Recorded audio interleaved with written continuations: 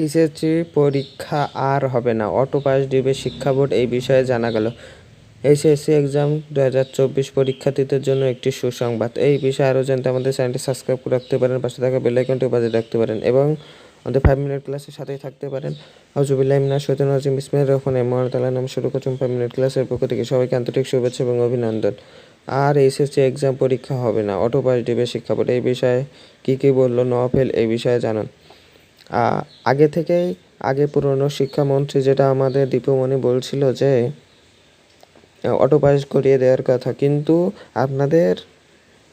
আমাদের নওফেল কোনোভাবে দিতে নারাজ অটো পাস, কিন্তু এবারে দিতে সে রাজি হচ্ছে, কারণ বিভিন্ন পরিস্থিতির মাধ্যমেও সে পরীক্ষা অনুষ্ঠিত করলেও কোনোভাবে পরীক্ষাটি অনুষ্ঠিত করতে পারছে না সেজন্য 11 তারিখে আবারও দিয়েছে, কিন্তু 11 তারিখের পরেও যদি পরীক্ষাটি অনুষ্ঠিত না করতে পারে তখনই বলছে যে নওফেল, তখনই বলছে যে আমি অটো পাস দেওয়ার ঘোষণা আমি দিয়ে দিব, অটো পাস দেওয়ার।